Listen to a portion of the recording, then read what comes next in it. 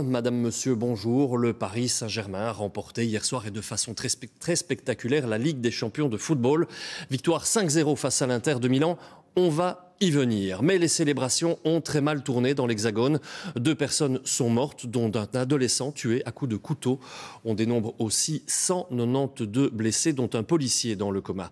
Les forces de l'ordre ont procédé cette nuit à près de 500 arrestations dans la capitale, mais aussi dans d'autres villes de France. Johan Brouet, Benoît Feit.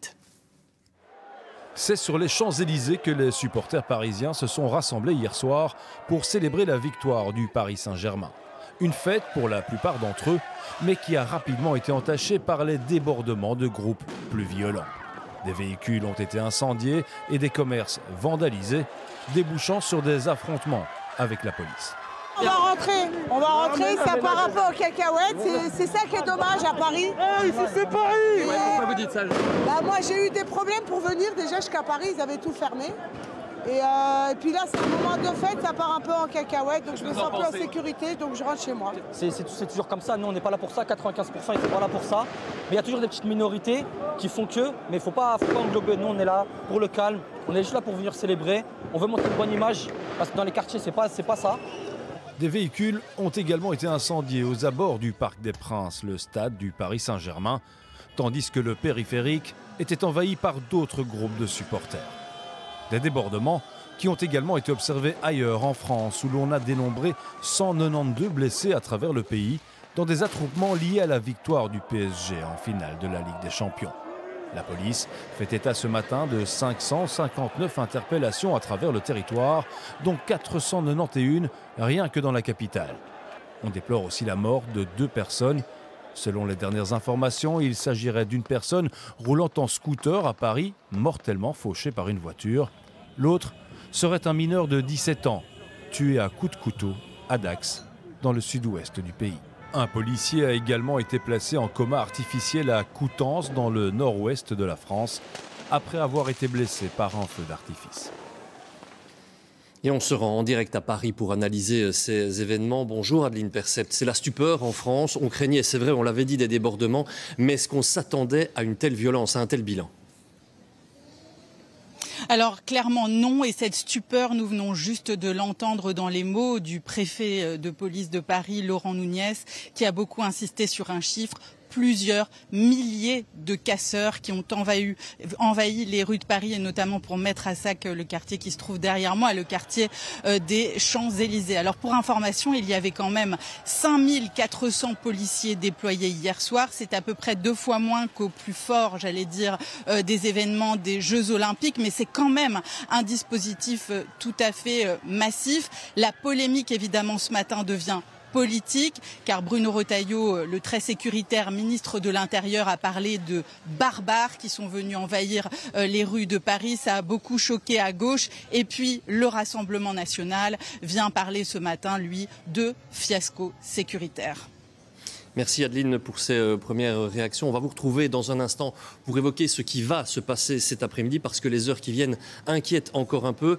Mais avant ça, tout de même, un mot de la rencontre et de la joie, la vraie, la belle sur le terrain et dans les rues de Paris. 5-0, c'est une superbe victoire. C'est d'ailleurs la victoire la plus écrasante jamais enregistrée dans une finale de Champions League. On n'avait jamais vu ça. Finalement, ce qu'on peut conclure, c'est que c'est l'art d'un triomphe à Paris. Bonjour à tous, 5-0, le PSG a largement gagné la Ligue des Champions et j'en suis bien sûr très heureux pour ce club et ses nombreux supporters.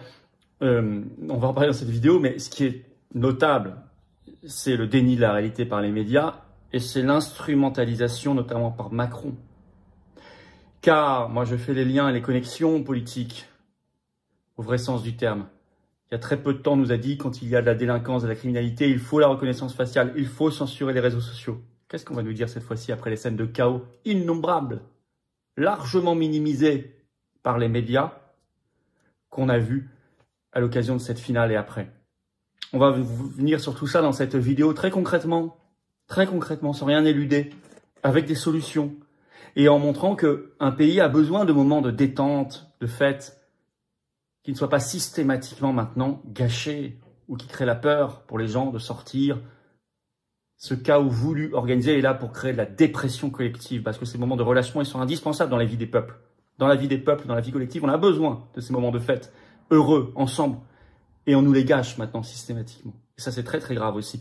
On va revenir sur tout ça, sur ce qu'est une vraie politique de sécurité aussi, sur ce qu'il y a derrière comme projet caché, ce chaos organisé, et ce qu'il faut faire.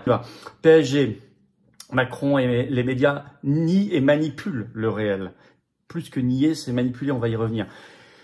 Donc c'était en effet la finale de la Ligue des Champions, donc qui se jouait à Munich, en Allemagne, PSG contre l'Inter Milan. Et vous le savez, victoire écrasante, pour le coup historique même du PSG, 5-0. C'est la deuxième fois qu'un club français l'emporte après l'OM en 1993, face déjà à un club italien, c'était l'AC Milan, et c'était déjà à Munich, au passage. Alors, il y a tous les supporters sont ravis, bien sûr, il y a même des millions de Français qui ont fêté tout cela, qui ont regardé tout cela. Et alors, même si, bien sûr, vous savez, je suis particulièrement concerné par la polémique, le PSG appartient au Qatar, puisqu'il avait été racheté en 2011. Pourquoi je suis particulièrement concerné? Parce que je suis le seul responsable politique français qui a été attaqué en justice, il y a une dizaine d'années, par le Qatar, qui avait pris 2 avocats contre moi. L'un, c'était l'avocat officiel de Sarkozy, l'autre avocat officiel de Hollande. Vous retrouverez les articles de presse. Et pour diffamation, parce que j'avais parlé des réseaux de financement douteux du Qatar dans le terrorisme. Grand ami de la France à l'époque déjà. Et ils avaient perdu d'ailleurs parce que je disais la vérité. Donc si vous voulez, moi je suis conscient de tout cela. Le Qatar, depuis son rachat, a injecté 1,5 milliard d'euros et fait en fait de la diplomatie sportive. Voilà, il faut quand même en être tout à fait conscient. Mais le sujet principal, au-delà du terrain sportif, ça je ne juge pas. Je félicite les joueurs bien évidemment et le PSG. Je me réjouis pour ceux qui sont heureux. Très sincèrement, je suis pas du tout un rabat-joie. Moi j'aime bien les moments sympathiques et festifs. Mais en même temps, il faut aussi voir la réalité parce que sinon on n'en aura plus jamais des moments sympathiques et festifs. Car déjà, la préparation de ce match, on avait l'impression que la France se préparait à une invasion, à une guerre ou à un cyclone. 20 minutes en parlait, par exemple, les images ont été montrées partout, le 31 mai, avant donc la finale. Le titre PSG Inter, les commerces des Champs-Élysées se barricadent avant la finale. Je vais lire un petit extrait. La préfecture de Paris a ordonné la fermeture de tous les établissements recevant du public dans un large périmètre autour des Champs-Élysées de ce samedi 19h à dimanche 23h59, sauf exception, c'est les hôtels. De nombreux commerces ont renforcé leur protection en installant des panneaux de bois, des grilles ou des plaques métalliques sur leurs vitrines pour se prémunir contre d'éventuels actes de vandalisme, avec 5400 policiers et gendarmes mobilisés rien qu'en région Île-de-France. Bon. Les images qu'on voyait, on avait vraiment l'impression qu'il y avait un énorme cyclone qui arrivait. Et puis ensuite le déni pendant déjà, on le voit par exemple dans les tweets en temps réel, alors tout circulait déjà sur les réseaux sociaux. BFM TV fait un premier tweet sur son compte X à minuit 3, donc ce 1er juin, première minute de ce 1er juin, donc le match était fini déjà, il s'est fini je crois à 22h50 par là. Le titre, le tweet, c'est plusieurs pétards entendus dans les rues de Paris. Alors ça, c'est quand même, on pouvait pas faire plus d'euphémisation, si vous voulez. En écrivant en dessous, si la fête bat son plein dans la capitale, plusieurs pétards ont été entendus dans les rues de Paris. Plus tard, ils ont fait 1 heure plus tard un deuxième tweet sur X, je vous le lis.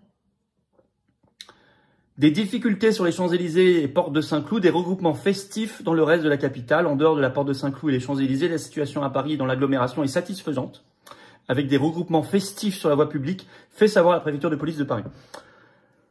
Donc juste des difficultés. Alors, Le Monde, ce 1er juin, avec l'AFP, en matinée écrit, vous trouverez toujours les articles, c'est toujours en ligne, le titre « Tension sur les Champs-Élysées et aux abords du Parc des Princes avec des incidents ». Et France Info écrit aussi ce 1er juin « Quelques incidents », je cite, quelques incidents ont éclaté en fin de soirée. Donc quelques pétards, quelques difficultés, quelques incidents. Alors en réalité, et là je ne collecte que ce qui est vérifié, sûr et certain, qui a été donné par différentes sources de presse. En réalité, à Grenoble, vous avez une famille entière, 4 membres, qui ont été fauchés violemment par un chauffard, qui est aussi un faucheur, et qui avait quand même sur 4 blessés, dont 2 graves, donc je crois 1 entre la vie et la mort. Toute la même famille.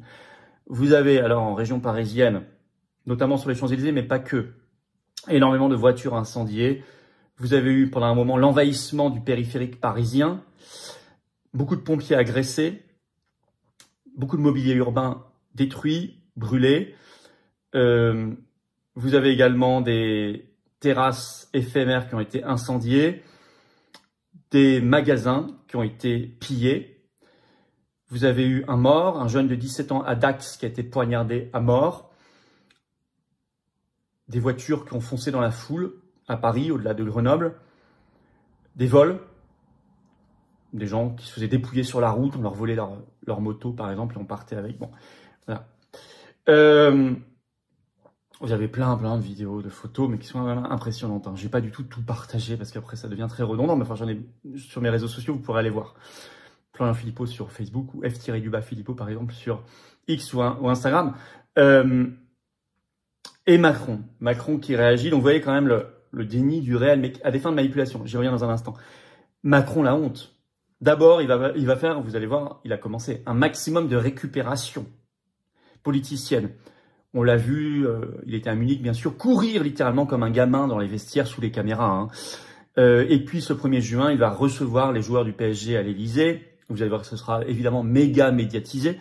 Et puis, ce tweet qui fait beaucoup d'encre, il a mis sur son compte X ce 31 mai, juste après la victoire. Je vais vous le citer. « Champion, mon frère !» Point d'exclamation. Jour de gloire pour le PSG. Bravo, nous sommes tous fiers. Paris, capitale de l'Europe, ce soir. Alors, mon frère, il aurait pu mettre, je sais pas, wesh frérot, ou un truc comme ça, tu vois. Mais ça, en tutoyant. Mon frère, bon, c'est langage banlieue. D'accord. C'est, bon, voilà, c'est... Bon, il est chef d'État, président de la République. Mais bon, c'est de l'ultra démagogie, c'est de l'ultra abaissement, affaissement de la fonction, mais c'est voulu. Il n'y a même plus... Il souhaite même l'indignation, si vous voulez. Il souhaite que ça polémique, c'est de la manipulation, c'est l'horreur, c'est Macron, quoi. Voilà. Alors, le but, on prend le pari que face à ces scènes de chaos, de délinquance, de criminalité, de violence, pour ceux qui ont vécu, comme moi, la victoire en Coupe du Monde en 98, la première de la France, on n'a honnêtement pas le souvenir, et vous pouvez vous replonger dans les articles de presse pour confirmer votre impression. C'est pas que c'était mieux avant, c'est de la réalité. Il y avait certainement eu quelques incidents, mais il y a toujours des incidents dès qu'il y a beaucoup de monde. Mais enfin, quand même, là, il n'y avait pas eu du tout cela. Déjà, la deuxième victoire en 2018, c'était déjà beaucoup plus chaud, déjà premier mandat de Macron. Hein. Et là, c'était quand même quasiment le record, quoi. Mais qu'est-ce qui va sortir de ça, au lieu de parler des solutions? Avant de parler des solutions, qu'est-ce qui va sortir de ça? Vous allez voir. Vous aurez Darmanin, Retailleau, Macron qui vous diront « Preuve qu'il faut mettre en place la reconnaissance faciale dans l'espace public ». Ballon d'essai qu'ils ont lancé il y a quelques semaines. Certains vous diront sûrement « Ballon d'essai lancé par Darmanin il y a peu de temps, on a vu des trafics, etc. Preuve qu'il faut supprimer l'argent liquide. » Et puis, ces délinquants se sont réunis grâce aux réseaux sociaux. Preuve qu'il faut beaucoup plus censurer et contrôler les réseaux sociaux. Donc, ce qui sortira, ce seront... comme solution proposée, vous irez voir. Les seuls, quasiment les seuls dont on parlera dans le débat public, je prends le pari, ce sera reconnaissance faciale, suppression de l'argent liquide, censure des réseaux sociaux. On est gouverné par une espèce d'aristocratie d'incompétence, qui s'auto-sélectionne et qui s'auto-reproduit, qui sont les fils de ceux qui étaient là avant. 80% des promotions de Polytechnique, de l'ENA, de Sciences Po, d'HEC, etc., viennent de 80 jardins d'enfants à Paris. Donc il y a une espèce d'endogamie monstrueuse. Donc cette classe est là-haut. Et je pense que le peuple, dans le fond, il sait pas bien. Ils sont profondément antidémocratiques, élitistes. Et d'ailleurs, ils aiment pas le peuple. Chaque fois qu'ils le peuvent, ils vous font comprendre que le peuple, ça sent mauvais quand même. C'est pas agréable. Si vous les regardez aujourd'hui de plus en plus dans l'élection, les gens vont pas voter. Regardez, par exemple, ils ont voté contre le traité de Lisbonne. Dont on va bientôt commémorer les 20 ans. Donc on est en train de commémorer. Ils ont voté contre la Constitution européenne qui avait été rédigée par ce puissant génie qui était M. Giscard d'Estaing, qui était un vrai désastre. La Constitution, et M. Giscard d'Estaing d'ailleurs aussi là. Et donc, on leur a dit, M. Sarkozy leur a dit, vous n'avez pas bien compris, donc je vais le faire passer directement par le Parlement. Ces parlementaires qui ont voté contre une volonté exprimée par le peuple, c'est une forfaiture, puisque le souverain, c'est pas le parlementaire, le souverain c'est le peuple. Le peuple s'était exprimé. Je ne comprends pas que les 3/4 des députés et des sénateurs aient voté le test de Lisbonne.